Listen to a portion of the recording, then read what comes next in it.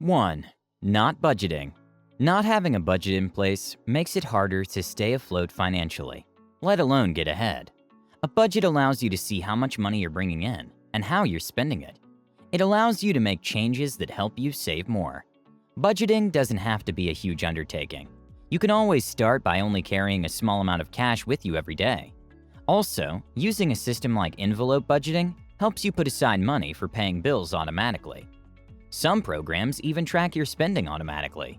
All you have to do is check the dashboard each day to ensure you're staying on track and making adjustments as needed. Tracking your costs and creating a budget every month is one of the best ways to increase your savings. By doing this, you can see where your money is going and set attainable goals without completely compromising your lifestyle. You just have to distinguish between your needs and your wants. 2. Relying on credit cards. Unless you're able to pay off the balance in full each month, using credit cards is one of the worst things that you can do for your finances, especially if you're using them to live beyond your means. Every dollar you put on a card will cost you many times more in interest charges if you don't pay the card in full each month. You could end up spending years and thousands of dollars paying down purchases you don't even remember making. You wouldn't want that, would you? Relying on credit cards comes with a risk. The idea is for a consumer to pay off the balance in full each month. But with credit limits mostly being way higher than a monthly spending budget, it becomes easy to spend more than intended and find yourself piling up debt. Using your credit all the time creates a cycle where you're constantly swiping your card. You fail to pay it off in full at the end of the month and carry over debt to the next month. You start to rack up interest on the unpaid balance, and on top of that, the stress of not knowing when it will fully be paid.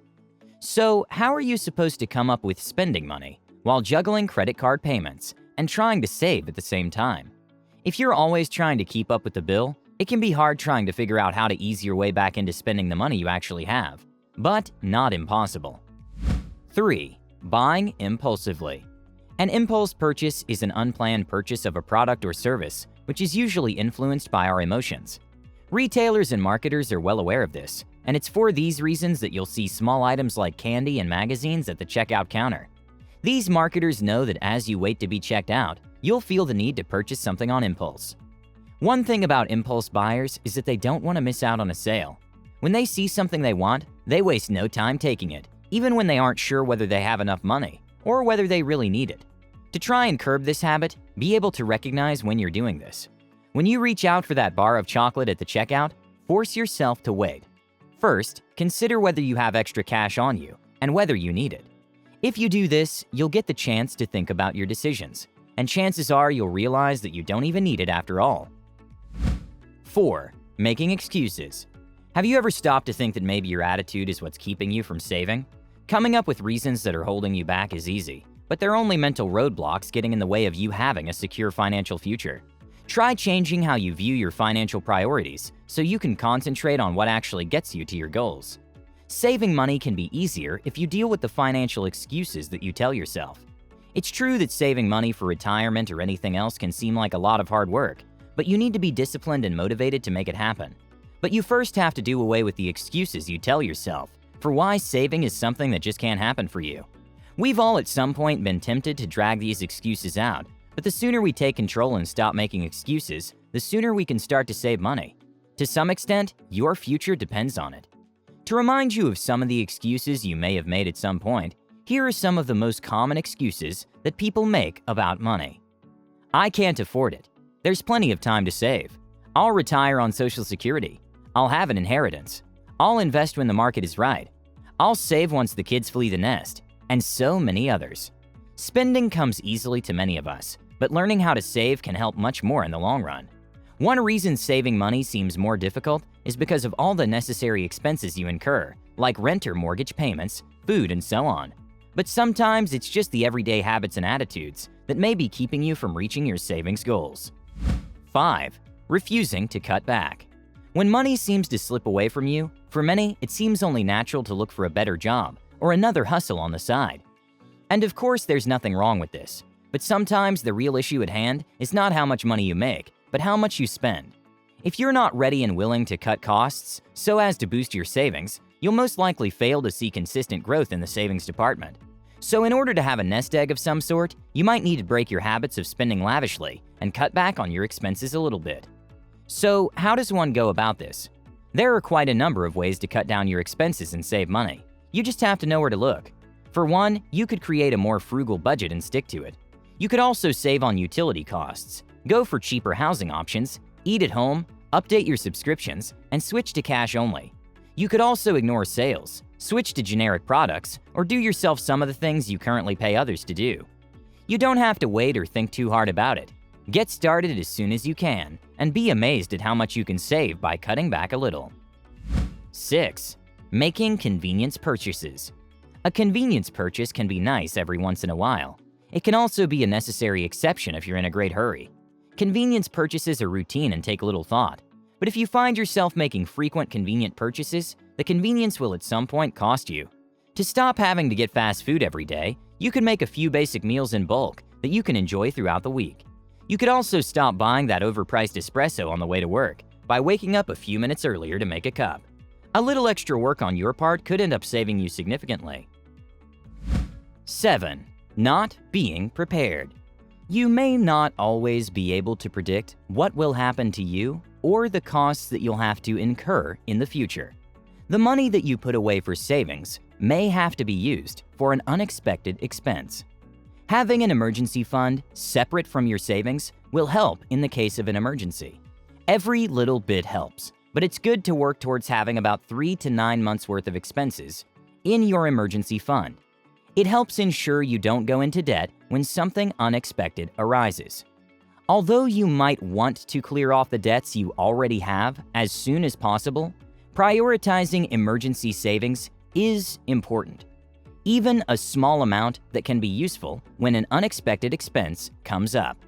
Without any savings to lean back on during times of crisis, you may feel the need to turn to high-interest credit cards or personal loans to cover out-of-the-blue costs. However, doing so only compounds your debt and makes the situation worse. It's wise to have at least 6 months' worth of expenses saved up in an emergency fund. But this becomes hard when you have debt or you're struggling financially. If saving for half a year is a bit of a challenge, try saving for 3 months instead. Having a little money set aside for emergencies is better than not having any at all. And once you've decreased your debt, you could always work on building up your savings. 8. Accumulating a lot of debt. If your debt load is drowning your potential savings, you'll likely stay in the red for a long time. The moment you've set up a reasonable emergency fund, it's a good idea to aggressively tackle your debt. Whether you decide to pay off the highest interest rates first or pay down the smallest balances first, it's important to commit to paying all of it off.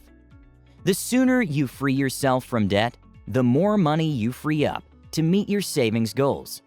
It's important to note that your individual debt repayment strategy will vary based on what type of debt you have.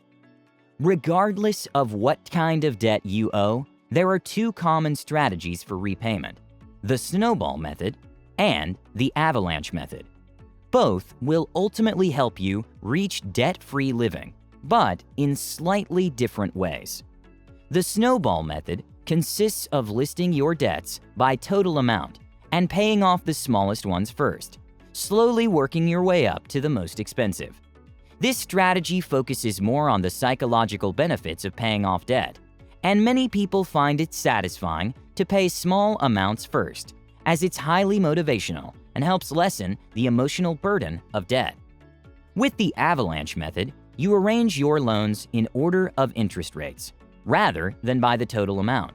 Then, you focus on paying off the balances with the highest interest rates first, while continuing to pay the minimum each month on all other loans.